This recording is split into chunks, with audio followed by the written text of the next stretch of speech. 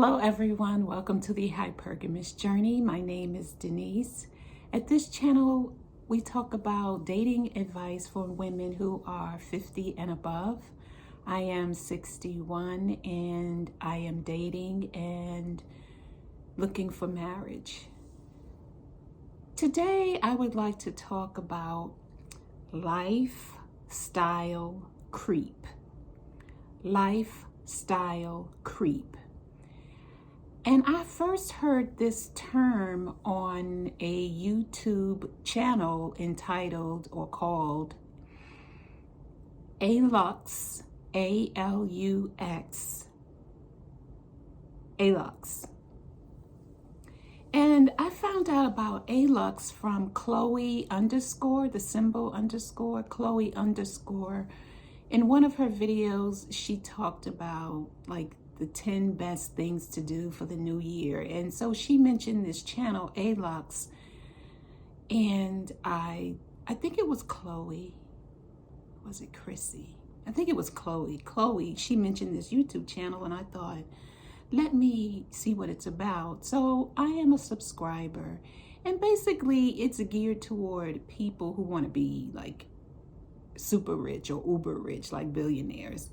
And I don't ascribe to that stuff anymore. I'm 61, so I'm happy where I am. What I've achieved, and what I haven't achieved, too bad. It's about peace, happiness, inside first, then with a partner, and travel. Just the simple things in life. A harmonious marriage, a happy marriage. We get each other, we have each other's back. And we ride off into the sunset in his truck or whatever his vehicle is.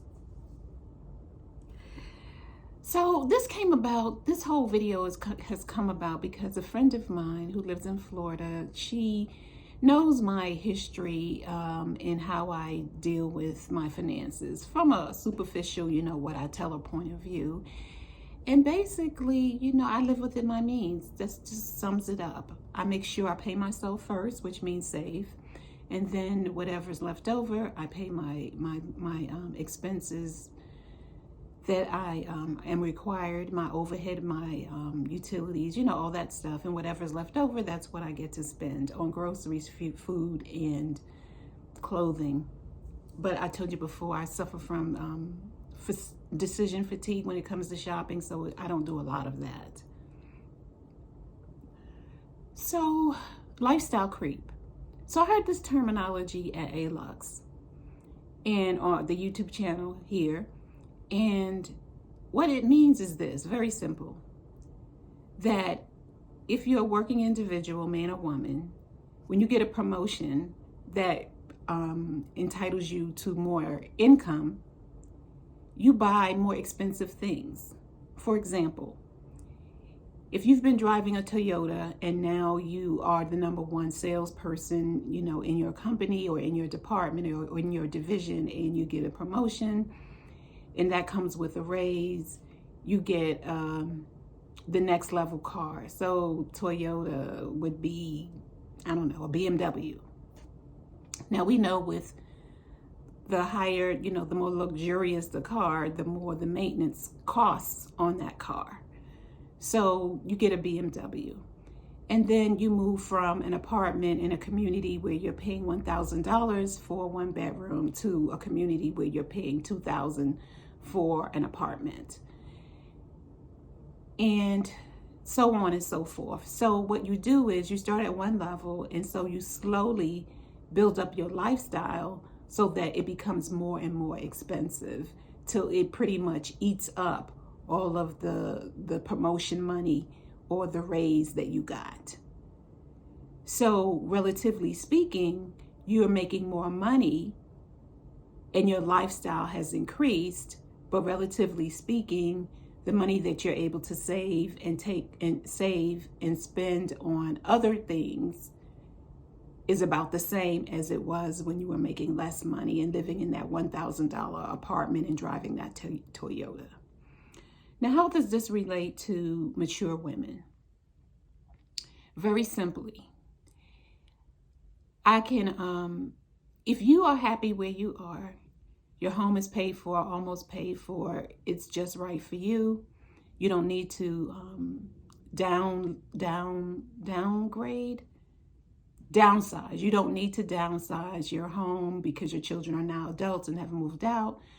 I mean, you can keep your home that you raised them in, and it's almost paid for or paid for.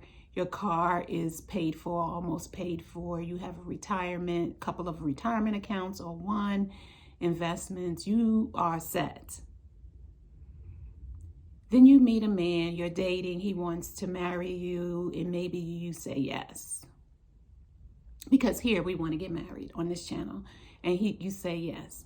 So by just observing his finances, just observation, outside looking in, he drives the same kind of car, or it costs about the same as yours. So let's say you're driving a BMW. Your BMW is paid for, no car note. He's driving a BMW and he's paying the mortgage. I mean, he's paying the car note on it. He lives in a upscale apartment in an upscale part of town, but in the beginning of your dating phase, he's talking about, he wants to move out of the apartment. It's a waste of money. So you kind of know that he really, even though he's living in an apartment, he really wants to live in a home. And now that you're engaged, it's about, moving into your home. But the thing is, your home is on the small side because let's say you were a single mom, you were married, divorced, and you got the house. And so you raised your children in the home. And so it's good really for you and pretty much you alone, a single person or a small child. So, but he's already mentioned to you that he doesn't like living in his apartment, that he would really like to live in a home.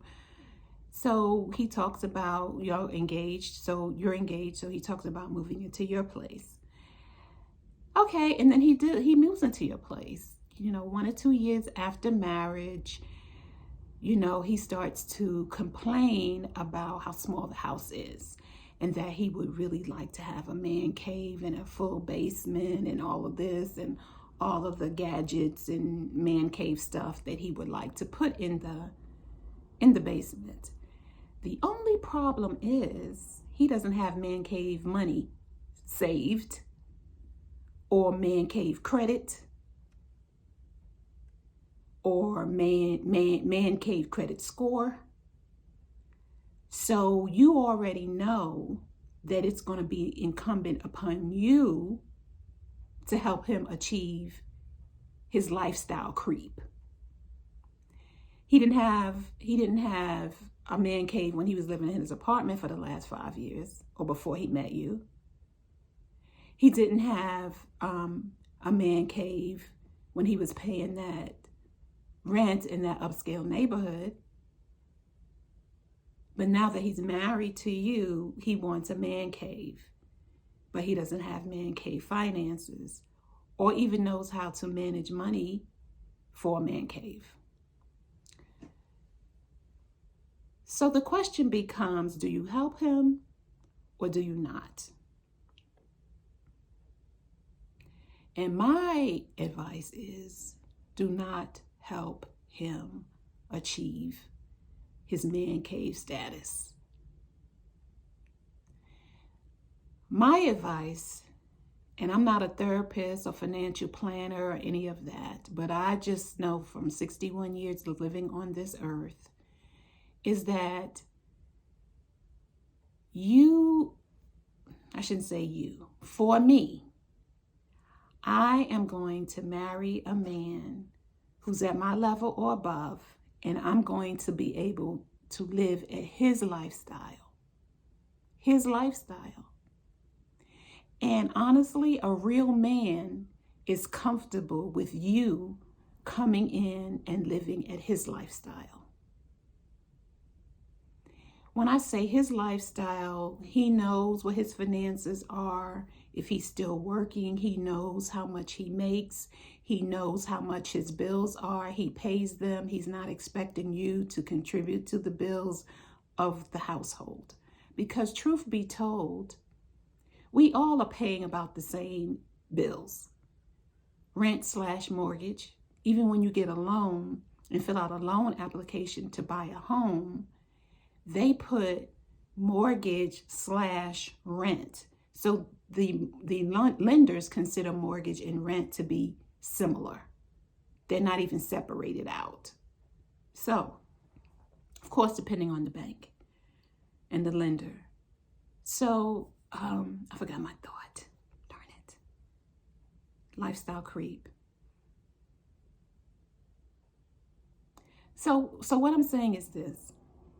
Ladies, don't get married, live with someone, a man who wants to participate in lifestyle creep. So he's expecting you to contribute to his lifestyle, especially, on any level. On any level. You marry him and live at his level. At his level. And if it's beneath what you are comfortable with, he's not the man for you. Or you can participate in his lifestyle creep if you want, but do so at your own risk. At your own risk. Because once you start it, it's hard as hell to extricate yourself from that. Because you've set a precedent. You've set a pattern. You set a routine that if I just bugger long enough, I'll get what I want, like a damn child. So ladies, at this age, we have come too far to go back. We've come too far to go back. So choose wisely who you hitch your wagon to, who you allow to hitch their wagon to yours, and move into and ride into the wild blue yonder. Again, I recommend do not participate in lifestyle creep. Marry a man whose lifestyle that you are comfortable with and live at the level that he's comfortable.